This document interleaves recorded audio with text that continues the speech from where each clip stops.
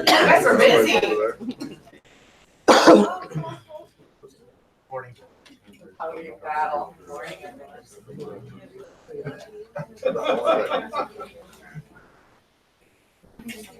It is quiet. I know, it's interesting, post holiday, like there's people still coming back from vacation. Or they're still there. Or still going. Or they're still there. Too much downtime. You don't let them breathe. Don't turn it off, let's go there. Live our last couple of days.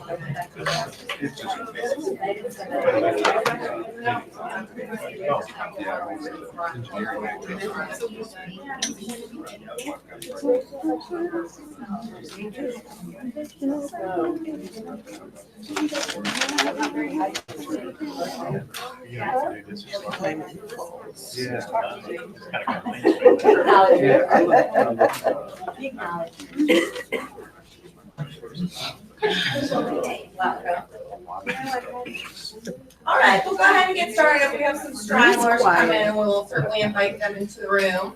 As you all know, Reagan is out enjoying some family time at Disney. She walked 17.3 miles in the last 3 days. She's exhausted and ready to come home. I had a great time, so I'm sure we'll get some wonderful insights from that. I asked him if I was Disney and Lions. I'm sure there's going to be some fun pulls from that in the holidays. We'll start out with our breakfast sponsor. It's always a good day for Tuesday starts with tacos. So Chiqui with Independence Hill, I will invite you to come up and take a photo for a few minutes. Good morning, everybody. Good morning. Thank you for allowing me to be here. Chiqui Backus is my name. I am with Independence Hill Retirement Community. We are just a few blocks north of here, Stone Oak Parkway and Keebner. We are a retirement community, and retirement community is not a code word for nursing home. A lot of people think it is, but we, don't get me wrong, there is a time and a place and a definite need for nursing homes, but that isn't what we do. I've been their outreach coordinator for about 15 years. That kind of tells you there's a staff there, and I'm just the tip of the iceberg when it comes to longevity with our staff. My executive director, who's way younger than I am, she's been there longer than I have. So, and one of our other young ladies in the sales and marketing team has just hit her 20-year anniversary. So there's a lot of us that get there and we stay there, and we stay there for a reason. Independent living apartments, independent living houses, and we have assisted living apartments. We are, for the most part, it is private pay. A lot of times we'll get a call and say that the other person on the other end of the line, do you take Medicare or Medicaid? No, we're private pay. So except for if you have long-term care insurance, that's going to help with your assisted living. And if we have veterans, there's a little known benefit through the VA called aid and attendance, and that helps veterans or spouses of veterans to, when they need help, just like it sounds, aid and attendance. So if you know of any veterans that are out there and they really should be in an assisted living, then please tell them about aid and attendance. And we actually know some folks that can help them navigate the paperwork, because you can imagine with the federal government, there's paperwork and lots of it to get that benefit. So one of the reasons that I came this morning was to spread the word. I left the flyers that look like this on the table by the food. I figured that would be a good place. We will pay a licensed realtor what I call a finder's fee. And you merely have to have a client that you're selling their house for them, and they're just not really sure where they're going to move to, and they have to be at least 55 and up. So I like to tell people our and up lady is a young lady that lives in independent living, and I'm thinking she's 103 now. and she lives in independent living, and it's really conducive because of the lifestyle. Lots of activity for the brain, exercise programs for the body, social interaction. It's all key, and it works. It really works. Keep everybody active and healthy and having a good time. We've been known to schedule cruises. We go to Fredericksburg when it's peach picking time, and we go down to the coast and have a good time. So it's a very active lifestyle. So if you know anybody, bring them our way, as long as they're not already in our database, and you bring us someone, it's a $2,500 commission for you guys, and it's gonna be the easiest $2,500 you've ever made, because you bring them to us and we do the selling. We give the tour. You can come with them on the tour, absolutely be with them, but we'll give a dissertation on each part of the community and what makes it the best part of the community for them. So let's see, we are there 7 days a week. So there is someone there that can give a tour 7 days a week. On Saturdays, it's 10 to 4. On Sundays, it's 12 to 4. But if you've got someone and they want to come at 11 or 9 or 8, just give us a call and let us know. But we're there for walk-ins. So if you're in the neighborhood and you happen to see us, and we're Stone Oak Parkway in Keebner, right by Ronald Reagan High School is the far end of us. So apartments are monthly leases. Our assisted living is a monthly lease. Our regular independent living apartments are like a regular apartment complex would do. So 12 months, 18 months, 24 months. And we've got a great reputation in San Antonio. We've been out in the Stone Oak area for 30 plus years now. And some people are thinking Stone Oak hasn't been around 30 plus years, but yes, it has. And we've been out here doing that. So with that being said, think of us and give us a call anytime. I have a little ditty that I like to say, maybe, and it was written by myself, so. Independence Hill, a great retirement community, if you will, a place where you will thrive if you're at least 55. Singing, dancing, golfing too, a few things that our residents love to do. So give us a call, come visit today. Once you do, they'll want to stay.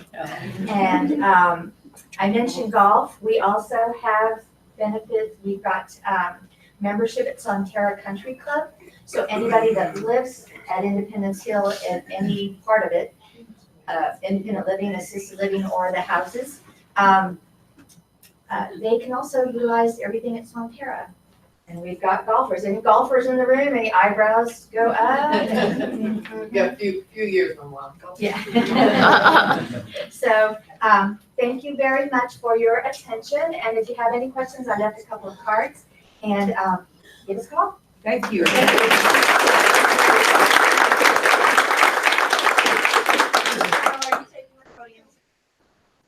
Good morning, everyone. Good morning. Okay, I wanted to talk about two things on VA loans. So I know I've said this before. How many of you remember what happens if a VA appraisal were to not be coming in value? What happens? Tears. No, the tidewater happens. So remember, when that happens, what that means is we have 48 hours to get information to the appraiser. And when you want to get that information to him, I want you to put a list together of everything, improvements that were done to the house. Because we don't have any idea, and let me tell you, he doesn't either, of what's been done. He may assume things, okay? And then he will turn the appraisal back over to us at whatever value he determines. And that's what we have to go with. And that appraisal stays with that property for 6 months. Okay? So just a heads up. We renegotiate the purchase price, people can split it, anything like that can happen as well. So any questions on Tidewaters? Everybody feels pretty good about them? If you get one and you freak out or have questions, please call me. I'll help you, even if it's not ours. The second one is VA appraisals do come in over appraisal price. So I just had one come in $45,000 higher than the purchase price, and it has no carpeting in the house. Okay, so normally on a VA loan, that would be no flooring, no floor covering. Normally on a VA loan, that would have to be put into the house, but because they went with Premier and my underwriter fought for the file, we were able to get it done, and we're not gonna have to put the carpeting in before we close, so they can put it in after. And I can guarantee you, if you went with another lender, that wouldn't be. What do they do? How Please can, what do they call buy? What do they? I mean, how is it It's they a can do that? bank-owned property, so the bank would have had to put some type of floor covering in. I understand, but how is it that they made that concession and allowed them? Because of the extra 45,000 in value, Oh, so, and underwriting felt like, But it would have been a real problem because it was the entire flooring. And I know this because this is my deal. yeah, I wasn't gonna say who the deal was. All my deals are always screwy. They are No, buying, but that's they are right. buying the repo. Now, on a conventional loan, we can hold back escrow, and get those carpetings in there, or the concrete floor sealed.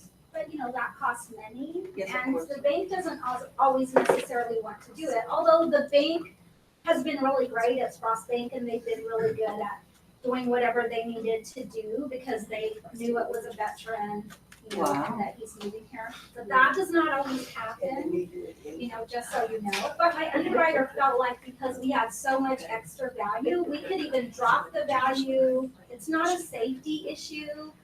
So that was her biggest concern. So she took it upon herself to visit with the appraiser, and he said, yes, he would change it to an as-is appraisal, and we're gonna close. That's Got it in there. So I just want you to know, our underwriters fight for us as well, and, trying to help us get it closed, because that could have been a situation that, the bank would have had to try to take care of. Okay. So, any questions, please come see us. Rates are pretty much stable and great. Thank you, Cheryl. that was When I was doing a VA loan, and I got an email that the Tidewater Act had been instated. I had no clue what that meant, and I thought war had begun. I had no clue what it meant, and it startled the heck out of me.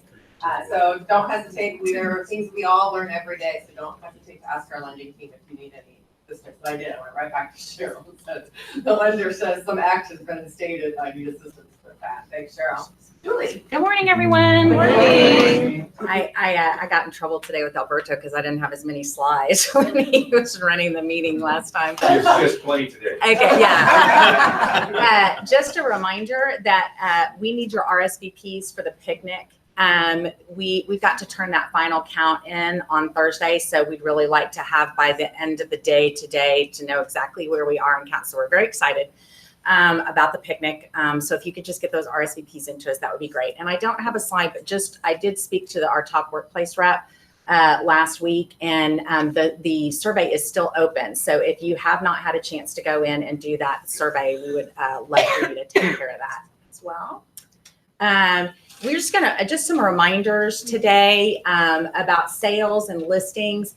We need your sales task list submitted within 3 days of an executed contract. We need your listing task list submitted within 3 days of going live in the MLS. That is so that we are meeting TREC requirements, just so you know. So just a reminder, we're trying to keep it simple with that. Also, just so you know, for awards purposes, for quarterly awards and monthly awards, sales and listings are recorded based on the execution date or the listing date of the document, of the contract or the listing agreement. Okay, so you want to get those in a timely manner, not only so that we can meet TREC requirements, but so that we can get those recorded for you so you can get credit for them on our monthly awards and quarterly awards. Just some reminders and updates about open houses for Quantum. This is just a reminder of the credits that you can receive for when you hold open houses. So you get that $30 mailing credit for one, Open houses for 2, you receive a $60 mailing credit. The big one is the 3 open houses. You can receive either a $160 mailing credit, or you can get 5 personalized open house signs and a $60 mailing credit. We are doing this a little bit differently. When you're ready to request the signs on the first or second day of the month after everything's been tallied up, I will send a form out saying you qualified for those signs, and you can go ahead and fill that form out, and then we'll order the signs right towards the middle of the month. Okay, for that. 4 open houses, $190 mailing credit, $90 mailing credit, and 5 personalized signs. And again, 5 or more, you can get a $220 mailing credit or $120 mailing credit, 5 personalized open house signs. So there's lots to be had for holding open houses. Let that sink in for a second, guys. That's a lot That's of a lot money. of free money. It's a lot of free money. You're Yes. doing something that already helps you build your business. Please take advantage of that. Yes. Okay. Next, this is also, we just want to review quantum company policy. We've had a lot of questions recently about how those quantum credits are recorded for your listings and your sales. It's really the same thing as it is for recording them for annual awards, or I'm not annual awards, I'm sorry, quarterly or monthly awards. We do the quantum is tallied based on the execution date of your contract. So I record those sales on a spreadsheet, and then they're automatically populated into a quantum spreadsheet. And I'm going to show you that in a minute so you can actually keep track of it for yourself. So it's not when it actually physically closes anymore. We're doing this based on executed contract dates. Same thing for listings. Okay, is that making that clear? Okay, so then you can read through this. This is on the website. I'll show you in just a minute where you can find that also. But you can also pull the quantum credit report up yourself to see where you are, to make sure that everything's populated after the first of the month, so you can take a look. So I'll show you here on this next slide where you can do that. If you were to click on the open houses right here, and then from there, you're going to go here and you're going to click on quantum credit reports, okay, on the boss page. And then here, this 2018, so you can actually pull the quantum credit calculator up here, and you can see this spreadsheet will come up, and you can find your name and you can find out what you've gotten credit for that month. If you've got a question, if it doesn't look right, if you think you need if we've missed something, overlooked something, please shoot me an email or come see me, and we can get you those quantum credits if we've overlooked something. Okay. And that's it for me. And I'll just chime in. I know that 3 days, sometimes you're planning inspections, you've got a new contract, you're planning inspections, and there's so much happening. But that 3 days is so important from a Trek standpoint, for compliance, but I'll also tell you, when we have opportunity zones and we're working with a complaint or a concern, one of the first things that Trek asks us for is a timeline of when you submit things. And showing that you submit things in a timely fashion. I literally have to pull a screenshot from DocuSign to send to them that says, they executed the contract on this day, they submitted the file for review on this day, and it shows that you guys are doing things in a timely fashion, which just starts that file off in the right foot when we're working with somebody, that if they're investigating for any reason, they see that you're doing your due diligence, makes the rest of the process go so much smoother. They're confident in us, and we're doing things right from the very beginning, so it makes it a lot easier to get you guys past hurdles. Of course, most of the time, those hurdles are not something that you've created. It's something that we run into a problematic client, an agent on the other side of the transaction. It just helps us with getting you guys through some opportunities. So it's a good reminder. Thanks, Julie. Good morning, everyone. Good morning, Alberto. I only have one slide. So I guess we've all seen what's happened over at Lake Dunlap. And when we talk about that, this is Lake Dunlap currently, what it looks like right now. This was waterfront property, which is now still waterfront without mudfront property. I think we'll move on. And the reason I talk about this, guys, is when we go over the contracts, and we'll teach this again in a couple of weeks when everyone comes rolling around here again, I always kind of fly over that one paragraph 6E10, which talks about notice of water level fluctuations. But guess what? This came into play, the notice of the water level fluctuation. It was always in play a lot with Medina Lake. Medina Lake there, when it became a little pond for a while now. Property values tend to plummet, things like that. And as it raises again, property values tend to raise again. And now we're going to hit summertime. We'll have a lot of people starting to look at lakefront property and riverfront property and vacation homes in general. We got to make sure our buyers are aware that what they're looking at now, what they see in front of them now at this point, may not be the case going forward forever and ever and ever because of instances like this. Now, this was a spill gate that failed and essentially drained Lake Dunlap. Now, interesting fact, how many natural lakes do we have in Texas? One natural lake. Everything else are all reservoirs. So everything in Texas, the body of water that's over the size of the river, a man created it. In doing so, they can fail. In this case, it was a 91-year-old spill gate that ruptured and let all the water go out of Lake Dunlap. So what's to apply to you guys is just be aware of it. It's like anything else within our contract. We need to make sure that we're aware of the items that may come into play in instances like this. They're talking like a 4 or 5 year plan before this is actually going to be fixed. So imagine all these homeowners. There's a lot of homeowners on here that also use these properties as income generating properties for Airbnbs and things like that. Well, that's 4 or 5 years now, the income that's going to be going away. So be aware, make sure your clients are aware of that stuff if they're looking to purchase one of these. And I hate to say it, but it might be a great time to go buy some property. Yeah. Got some time to kill for you right now. That's all I got, guys. Don't forget, volleyball. Start stretching now. I know, I am so sore just from working my yard. I know. I should have been mulching the week before volleyball either, should I? Okay, so today I wanted to take the opportunity, we have a lot going on with Foodie Bingo and all kinds of things happening. We do have previews. Like I quite often do when I have sales meetings, I wanted to just kind of touch on and extrapolate on some questions that I had in the last week. One is going to be, well, of course, we'll talk about training first, I'm sorry.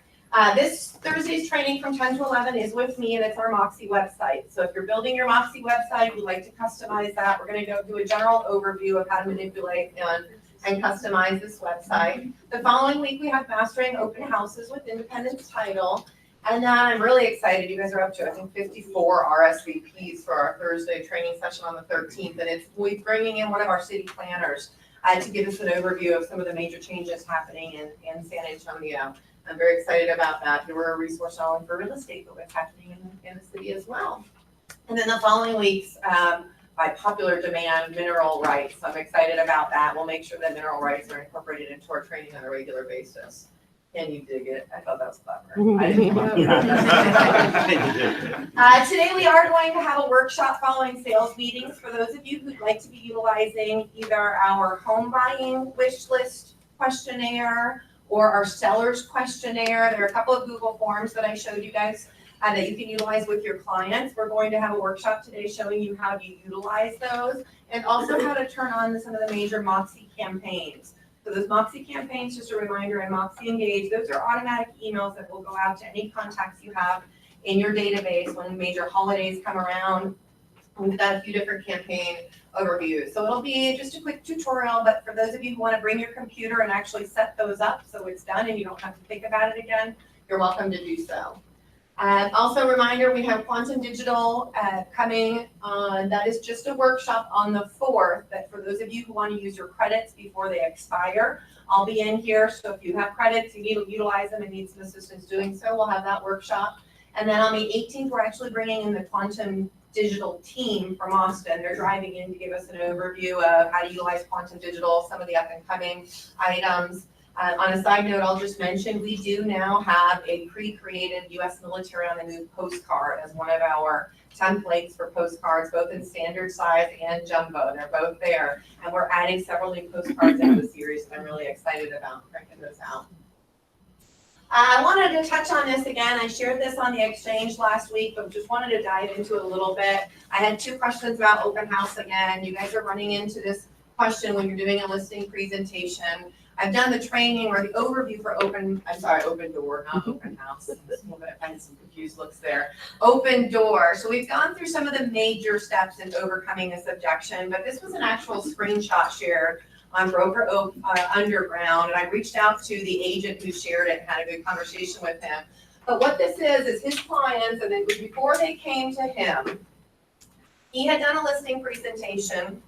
I'm sorry, not before. He had done a listing presentation, pitched the whole spiel. The sellers were a little stressed about getting kids out and pets and all of those details. And I guess he was pretty tough on them on all the things they need to do in the home to get it listed. So after he left, his potential clients went on to Open Door. They submitted their home. They got an offer that came in about 1% under the value that he felt he could list the home for, or the price he felt he could list the home for. Those sellers decided for 1%, were okay with removing the headache. They felt like they might save some money because they weren't paying realtor commissions. And they dove down, they signed a contract with Open Door, went under contract, and then once they were under contract and committed, their sales price, they knew they were losing 1%. They started learning about the additional fees. And you'll see in the screenshot, home value was 245, so they lost 1% there from what the agent felt they could make. They still had closing costs, a closing cost fee they were not aware of 1%. You know, they thought if they weren't paying closing costs for the buyers, they might be saving some money. The big one, their Open Door service charge was 10.5% And that of the wasn't sales price. disclosed to them? It was not disclosed up front. It is disclosed that the charge can vary anywhere between 2 and 12%. So when you sign a contract with Open Door, if they don't read the fine details and they sign the contract, which we know so many people do, they just sign whatever somebody tells them to sign, it does disclose it'll be between 2 and 12%, and theirs came in at 10.5%. Everything I've read in San Antonio previously was that the average in San Antonio runs about 8.5% for their service charge, and this is higher than that. Now, they also have had an inspector inspect the home, and they're waiting to find out what their required repair charge is going to be. So on top of this, not only have they already lost, you know, we're at we're at 12.5% below where they thought they would be, which is, you know, compared to our fees, a lot of money that they're losing. They're also going to have required repairs, and on average, the city in San Antonio, we're seeing about $6,000 in repairs required per seller. By the time you put this all together, this is very powerful. I have this saved in my phone now as a screenshot, or save it on your computer, and it's something that outside of us just describing what we've learned from Open Door, this is something you could share, but it happened to an actual client dealing with it. It's scary, Is isn't it on it? Facebook, or do you think that's a little? You can, I asked the listing agent if he gave permission for us to share on Facebook, you can, just originated as a, I didn't post it on something on our Facebook page to share, so you'll just have to do a post that you originated. Okay, thank you. You're welcome. Any information like that about Perch or OfferPad? I've not run into Perch nearly as much as I've ever had.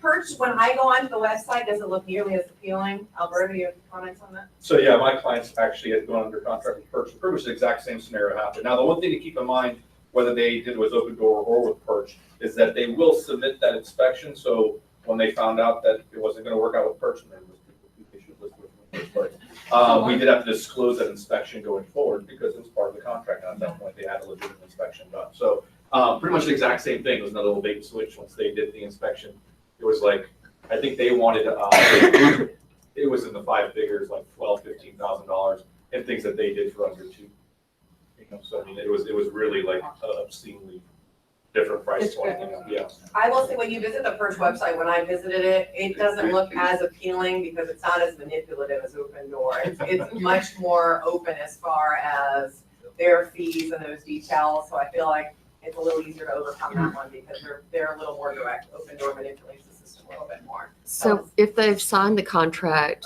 do they have an out? If Yeah, these folks are committed and now they're just losing money along the way. It's So just they're gonna terrifying. go with whatever the inspection says they have to repair. Correct. They have to pay repairs. They Non-negotiable, can't they just have to pay go, repairs, no, we're out. non-negotiable. When you say dumb. Now, could they get a lawyer to argue them out, you know, the same way that a seller can in a contract that they're bound to, you know, that's open for spend more discussion, money. but they don't have an automatic out of that. Do they have option period also, so they can walk away, or they're? But this is from the seller's standpoint, so this is on the seller's side, so there's no period for backing out at that point. They have a period at the beginning, of course, when they submit and they receive the initial offer, they haven't committed to anything, but once they're under contract, they're Once under they contract. sign, it's over. And Perch, to my knowledge, Perch does their inspections before they're under contract. Open Yeah, so that's Door, why they were able it's to know after. what was going to happen. so I believe Perch self-corrects. Buyer's representation agreements, this has been a hot topic over the last couple of weeks, so I just want to talk about this. Of course, this is all my personal opinion, but in my personal opinion, you should be getting a buyer's representation agreement anytime that you're representing somebody. So I just wanted to touch on that and discuss a little bit. Now, I will say, just like a lot of you practice, I don't shove a buyer's representation agreement in somebody's face the moment I meet them. I don't meet them in an open house and think that it's appropriate to start having them sign documents when I haven't created a relationship with them. But if you're that person and you feel confident and you can start the conversation with that, by all means. My personal practice, normally I've worked with a client, I've shown them a home or two, I've built a relationship, I let them see the process, and at that point, I'm going to stop and make sure that they understand before moving forward that I'm going to have them sign a buyer's representation agreement. You guys are worth it, and I just wanted to reiterate that. Couple of reasons to get it in writing. This, first of all, prompts some really important conversations. Just like your listing agreement, where you should be going paragraph by paragraph describing what this agreement means, not just sending it to them in DocuSign, having them sign it. It prompts really important conversations that are going to help them, A, feel more comfortable moving forward and understanding what this process is going to be like, but protecting them and protecting you. It's standard practice for any business. The 2 times that I've had clients shy away from a buyer's representation agreement, what it helps me do is describe how I earn my money. I will tell you, it sounds silly because we take it for granted, but the general public does not understand how you earn a living in real estate. It is an important conversation to have. It's important to describe that your commission generally comes from the seller. Half the time, I've had clients who have bought 4 homes in the past and then tell me they thought that I've earned a salary working for my brokerage. So laugh out loud at that one, right? But you would be surprised, the general public doesn't understand this. And opening up the conversation and them understanding that makes them feel much more comfortable that if you're offering your time to them, you're gonna spend days and weeks showing them homes, they understand how you earn that living.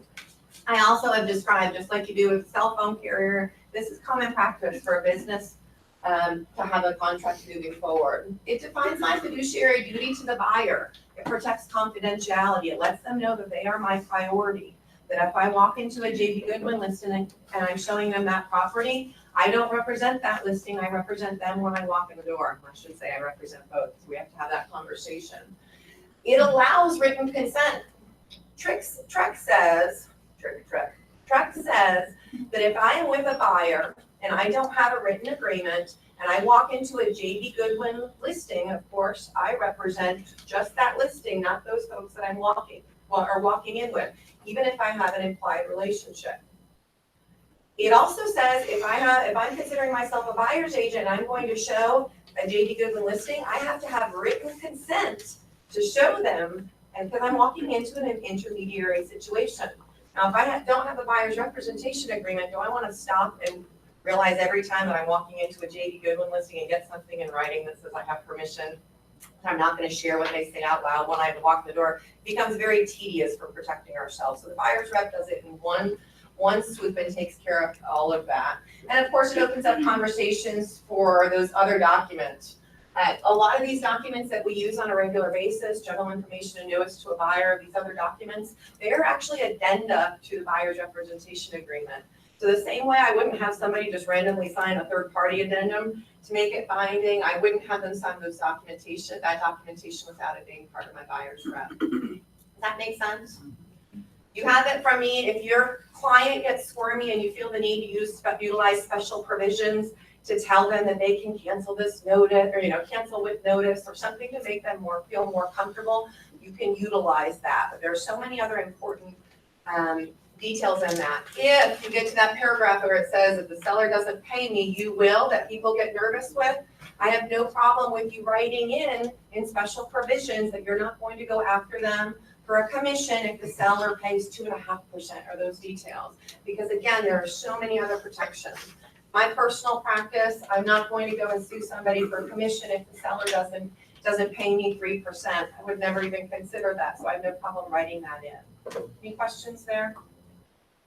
If you're struggling with this is some language that I plagiarized and slightly worded from some documents that I found on the line. It's 2 pages of it, and I left all of this into the slides, so if you ever want to copy and paste it, it's written towards a buyer on why the buyer's representation agreement is so important to them.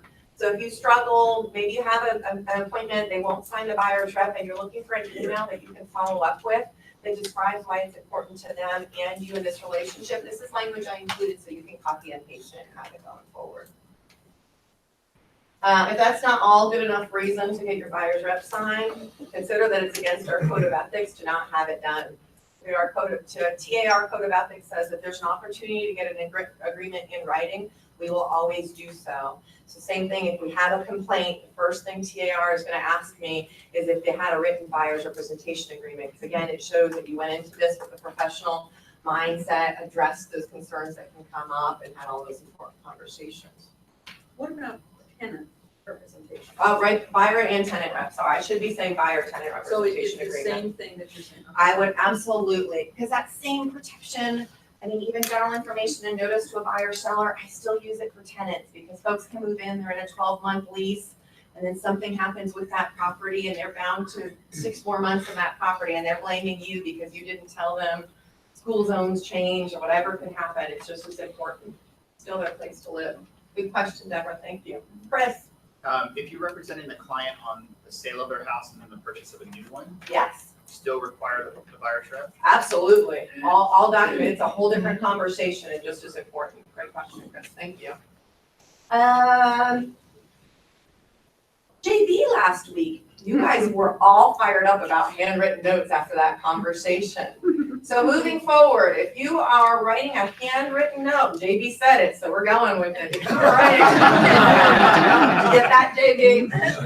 If you are writing a handwritten note for the intent of building business, JB Goodwin will pay for it to go out. It is incredibly unique that a brokerage spends so much money and effort, but if JB feels like it's something that's going to build your business, Quantum Credits, Moxie, that he is willing to invest in it from a company standpoint. So that is a big deal. Start writing notes. I had 17 emails or texts last week after that sales meeting, but it was mostly, JB said to send handwritten notes, what on earth do I write? Which kind of made me chuckle, and it's a very general statement. So I'm giving you examples. Of course, we have JB Goodwin, beautiful JB Goodwin branded cards that you can use for any of these handwritten notes. But some of you are investing in personalized notes, and I just wanted to share some examples of that. There are 2 websites I've used on a regular basis for ordering notes, and some of them I have pre-typed some language, and I'll show you that. The first thing is All Things Real Estate. It's what I use for my stickers on the back of my computer, and they have just some interesting and unique marketing ideas. The website is actually allthingsrealestatestore.com if you want to utilize that. They have welcome home, house anniversary, and all kinds of cute cards. Just wanted to share that with you. The second one I use on a regular basis is Note Card Cafe, and that is notecardcafe.com. And on their front page, you'll see you can click the real estate button, and there's just a slew of different handwritten cards that you can utilize there. Examples, house anniversaries are a really important warm and fuzzy that reminds them that you're a realtor. Good job, Martha's been instituting these. It reminds them that you're a realtor, but also is just you're actually taking the time to realize that they're celebrating a house anniversary. Of course, you should be sending house anniversary cards to your own clients. But if you don't have a lot of clients to reach out to, or you're expanding your sphere, consider doing these for either your neighborhood or a neighborhood that you're interested in working. I mentioned this a couple of weeks ago. On the first of every month, run a CMA, and I've done this for years in Rogers Ranch where I lived previously. I run a search in the MLS on the first of every month for homes that closed in this month 5 years ago. They've hopefully built some equity. So you can just run a normal search. You're looking at solds, and you're searching by closing date from June 1st to June 30th, whatever 5 years ago was, 2014. Then I have pre-written, so I don't have to hand write the entire thing, even if you're trying to save some time. I have a message which I included, and so you guys don't have to reinvent the wheel, but it says, happy 5-year anniversary in your home. I make it personal to the neighborhood, either mine or the one that I'm targeting. And then I ask them if they're curious how much equity they built their home since then, and engage them. I include a card. So it is something that you can handwrite out, or if you're doing these in bulk, you can make it semi-handwritten by addressing the envelope by hand, and then I'm just writing their name and signing at the bottom. So that's one thing that you can consider, and it's a great way to show people, A, that you care and you're reaching out. Congratulations on your new home. Of course, I do this for all of my clients, but I also do it for all of my neighbors. Yes, I know they just bought a home and might not be thinking about moving tomorrow, but they might not have loved their realtor and their son might need to sell a home down the road. Or it surprises me, but people buy homes with the intention of selling them in 2 years. I haven't figured it out, but they do it all the time. So it's a good way to start forming a relationship, so consider that as well. Notes about success. sometimes we forget about these little hurdles that are so stressful in our clients' lives, and we don't celebrate those. You know, we're caught up in a transaction and we stop to celebrate those, or we don't stop to celebrate those little victories. Congratulations, getting past repair negotiations is one of the most challenging parts of a home. Buying a home, you're almost there. I like to send landmarks, getting past appraisal if we were worried about it, or if your buyers go through, or sellers go through really hellacious negotiations to get going in the contract, take a moment, send a handwritten card, and congratulate them for getting through that stress point and they're moving in the right direction. Note your own successes. Congratulations on achieving the highest price per square foot in the canyons to date. If you do something notable in real estate, make sure A, you congratulate them because it's their fabulous home, but B, toot your own horn, subtly, right? Is that subtle? Not so subtle. No. But make sure that you do those little things as well. Or congratulations, you did such a good job increasing or working on your curb appeal that you went under contract in only 2 days. Think about all the work your clients do to get to that point of listing. Remind them that you noticed that. Open house guests, just another example for you, handwritten cards to your open house guests. To your neighbor, JB mentioned this, I think this goes, or something that is worth noting again. If they do something beautiful with their yard, if they get new grass, if they put out beautiful new annuals, send a little personalized note and thank them for that. When you drive by in the morning and appreciate it, take a moment to stop and drop that in the mail. We watch social media, and so often we comment on social media, but you might want to consider taking the extra step and sending a handwritten card. Marriages, promotions, new babies, new grandson. Folks don't post this on social media because they want it to be a secret. They post it on social media because they want to celebrate. Help them celebrate bigger. Send them a little card about that. Surviving the end of the school year. I'm seeing a lot of those posts right now on social media. Your child just got their driver's license, graduation, those landmarks that are so important. Send a handwritten card. Thank you to agents you do transactions with. I really think this is important. It sounds silly and you're not going to get instant business from it, obviously, but there is an agent who did this after I closed with her and we had a less than fun transaction. She was lovely, but our clients weren't so much.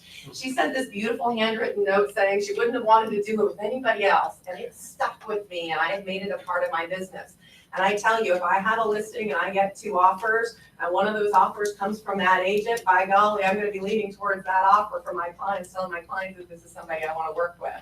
So especially our newer agents and you're working to build a reputation in the industry, that is a really good way to do it, reaching out to fellow agents. I also would consider sending a thank you to the inspector, the termite inspector, the pest control guy, the appraiser. As you get into the industry and you spend more time in the industry, you see these same appraisers over and over again, and that can go a long way in helping those appraisals over time. So consider those steps as well. And this is one of my favorite practices. Scott, you and I had this conversation. This was actually a Scott idea that I took and ran with. Thanks, Scott. But if you know where your clients work, consider sending them something to their office. Either, hey, congratulations, we're closing tomorrow, can't wait, or right after closing. A, it feels extra special when you get something delivered to the office, so there's wonderful, warm and fuzzy about it.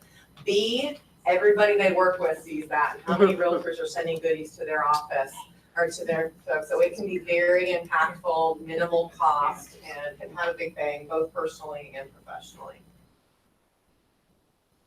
Questions? Any additions? Anybody else have any practices you would share for handwritten notes or time that you reach out to your clients? I do. Yes, ma'am, Sandy. I always go by and give them a Christmas gift for all my buyers. I love that. That first year. I absolutely love that, Sandy. It's a good point. Thank you. All right.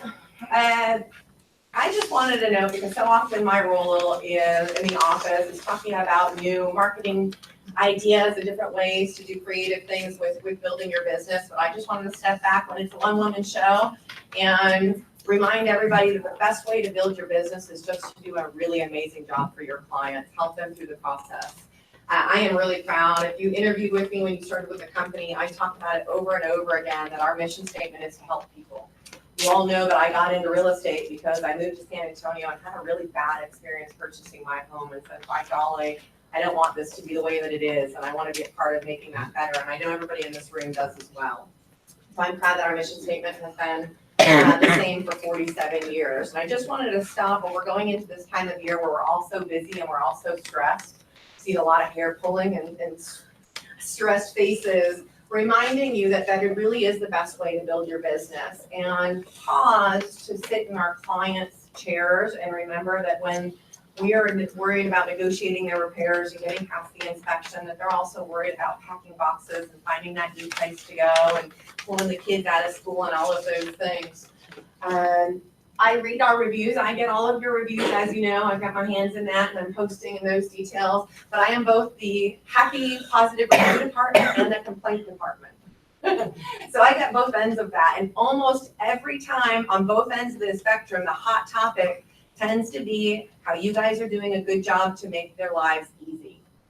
So how often the best reviews always start with either she made it seem really easy, or we had challenges, because they happen, we know we can only control so much, but he walked us through all of them. So trying to stay with your clients in the transaction, I just wanted to reiterate that a little bit. So rather than being that reactive client that or agent that when the appraisal doesn't make, we then have to fight it, try to stay ahead of that and help that appraisal along.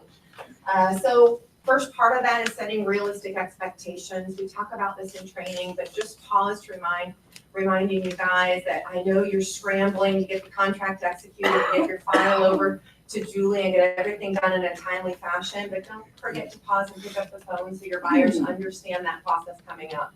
We have an inspection, and I want to paint a picture for how that inspection is going to go. There might be a lot of items that come up saying it is deficient.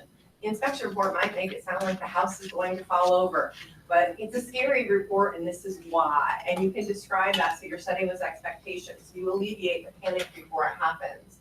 Keep a calendar, keep a calendar, keep a calendar.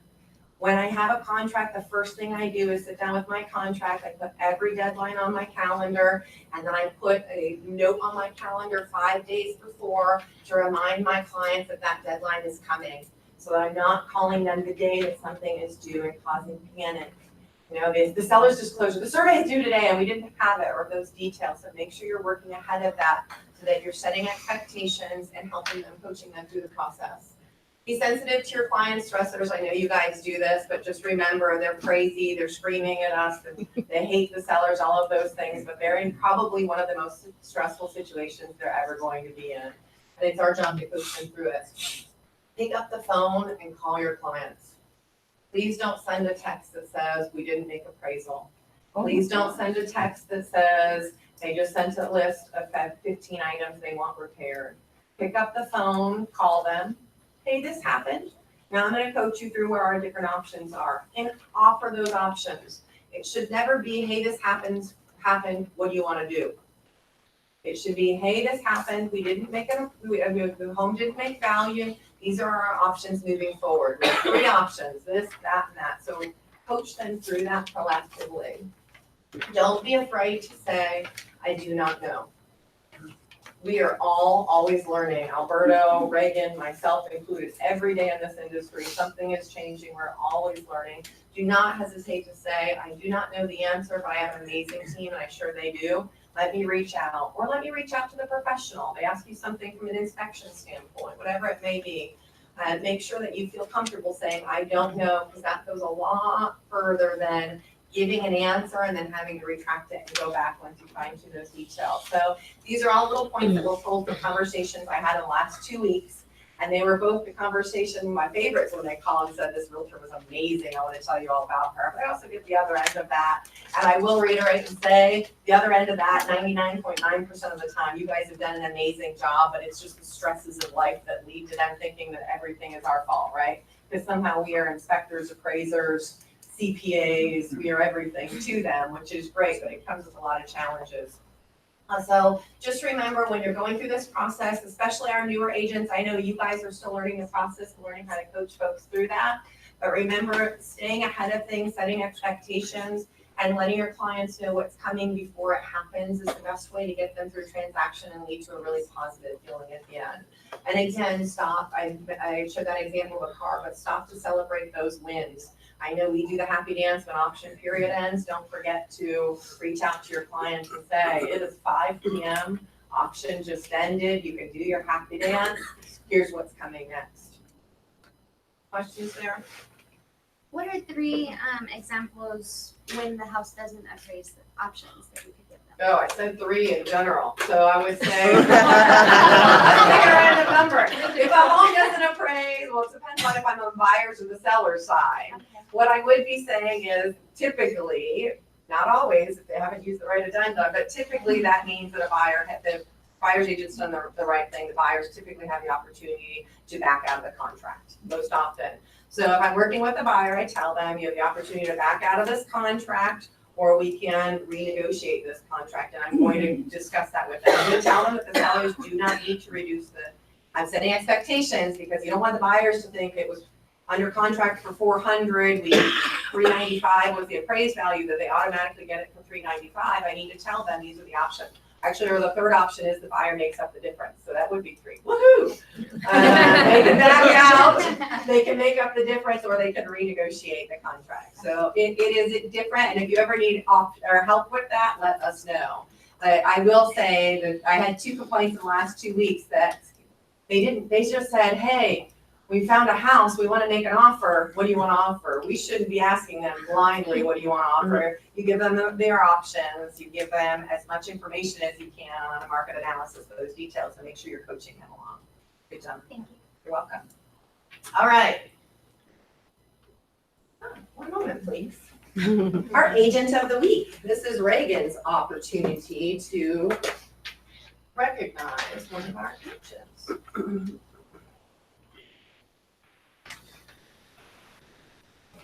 Orlando, Florida, near Disney. Y'all, I walked 17.8 miles the last 3 days. It was great.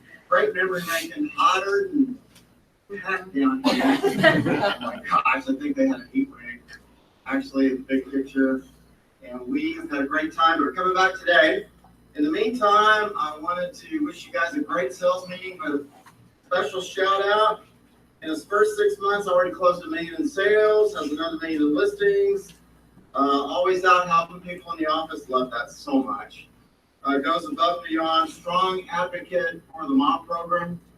Ken Pink, you are the agent of the week.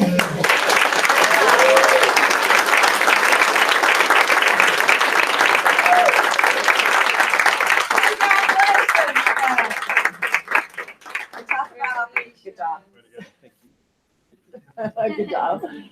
Talk about opportunities though. Well, I will say, Ken, I believe, correct me if I'm wrong, on your first phone duty, you picked up 3 buyers?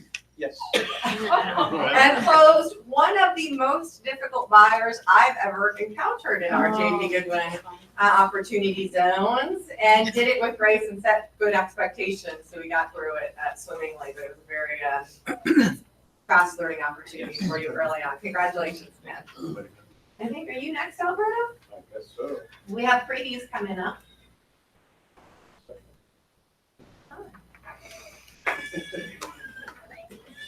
I am gonna pass the numbers, duty bingo numbers. Susan St. George's cat. No, I'm gonna pass the duty bingo numbers around, and the calendars, when we're done, are up here. So, we did pass them out earlier, Okay, but in case somebody needs one. I'll move out of the way.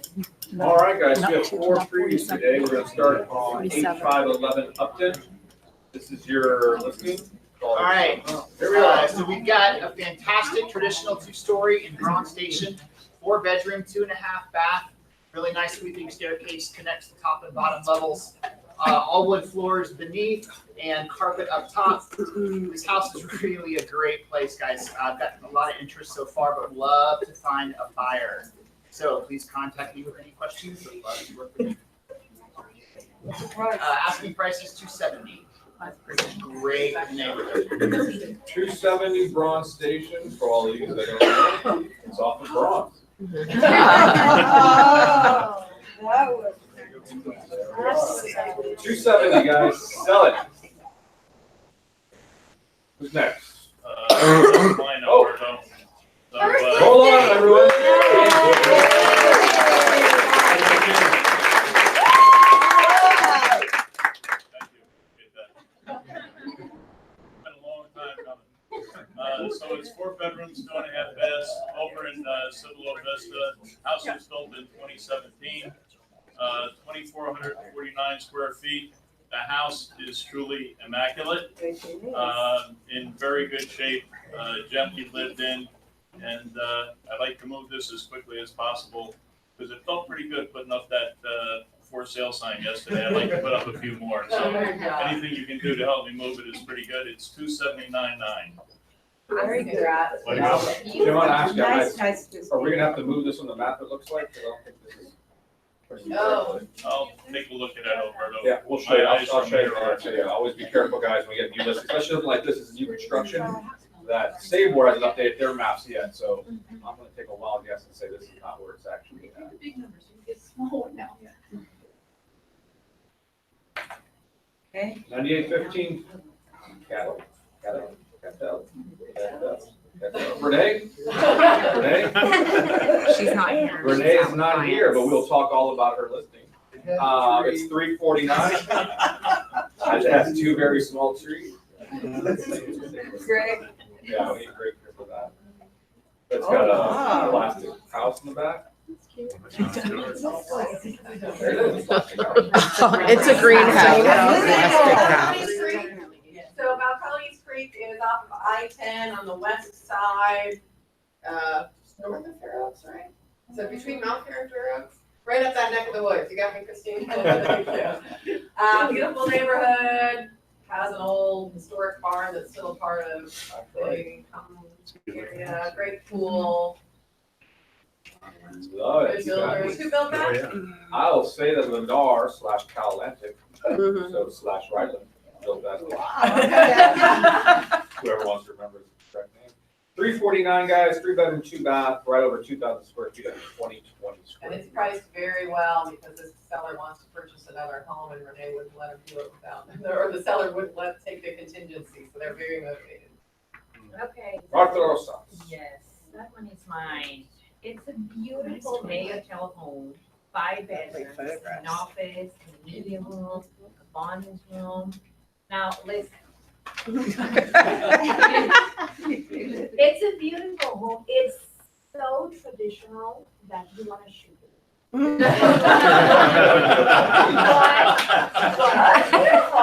beautiful. If you painted some of the color than beige and brown, it would be fantastic. Now, the lot is great. It's right in the back where, so his back to the window. It's a great home. We had a price reduction of $35,000. Wow. They really want to sell it. Now, $515. Look at that. I mean, it's a great home. The thing that I did is like, it's like getting into my grandparents' house because everything is brown and wood. That's crazy. But it's a great home. That may be your friend. Where is In the states of Indian Springs, guys. Yeah. Can you make the? I can zoom it for you. That helps? It takes it right by. When was it built? Listen, the office is kind of like in a mezzanine level, right in the middle of the first and second story. It's really cool. It's just brown. Okay.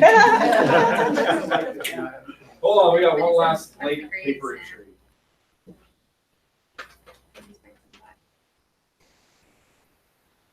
There we go. Okay, that's my listing in Chavano, Woods of Chavano, excuse me. And it's a 4-bedroom with a master on the first floor. It has an office. It is about 2,600 square feet. It's already had an appraisal and it's already had an inspection and they've done everything that they need to do in that home. It is ready for move-in. That is a shower that can take a wheelchair, by the way. So it's in good shape for an older home. We had 2 open houses, thank you ladies, and we have an offer. It's probably not going to fly as it is. This is the first weekend and it should go for full price, is my thought on that. Wow, that's very nice, very nice. It's a beautiful. That Great full price neighborhood, is yeah. $299.9. Sorry. All right, good of the order. Lots and lots and lots of things were brought in, so they're picking up today. So if you donated, I will have your copy of your receipt, just take it off the wall back there. Your Love the decision. system. Yeah. Staging, I've got a home that I staged that we have a contract on. So if you have a listing that needs a little help, remember if it's vacant, you can either stage it now or you can reduce the price later. Call me, I've got some beautiful furniture ready to move. I love it. I had a group today. You guys are exhausted from the holiday weekend. Okay, I have buyers that are interested in a home north of 1604, kind of like in the Sendero Ranch area, 1 story, at least an acre. So if anyone Anybody have knows any? of anything that's coming on the market, and it can be a master down, secondary down, but it must have the last 2 things that I mentioned. Thank you. Got it. Anybody has anything coming up? Yeah, I told my friend and our colleague Rob Sherry that I would announce his lease listing on Broadway near Sunset, Windsor Court condominiums. It's a 1-bedroom, 1 bath. I haven't seen it since it was leased a few years ago, but it's got some nice amenities. It's a quiet complex. Right now, it's got it listed for $995, and what are your renters? We have another listing coming up in Mountain Lodge, 5 bedrooms, 3.5 bathrooms, almost a third of an acre. Right? It's one of the big lots in Mountain Lodge. It's a little bit outdated, but it's gonna be, it's gonna get new paint and Brown. it's not gonna be brown under any circumstances. The yard is beautiful, so it's gonna be listed at $369. It's worth it. It will be live next week. Very nice. Chris. I've got a listing coming live tomorrow in the Great Northwest, 1450 square feet-ish. We're gonna be listing at around 190, 195. If you've got any clients that are looking on the northwest side of town, great starter home, really, really nicely updated. I also have a lease listing coming up on the far west side in West Creek, coming up next week, I think. So if you've got any military that are looking to come in or looking for a new rental, would love to put them in there. Everyone, please welcome Renee. This is her first official sales meeting. She's coming to Davy Goodwin from another brokerage. We won't mention everything. So we found right home here. Anybody else? All right, we'll take how many minutes, Julie? 5, Take 5 minutes 10:42. and we'll start phone duty bingo. Thank you all for being here. Guys, have some fun. Yes. I'm trying to grab that.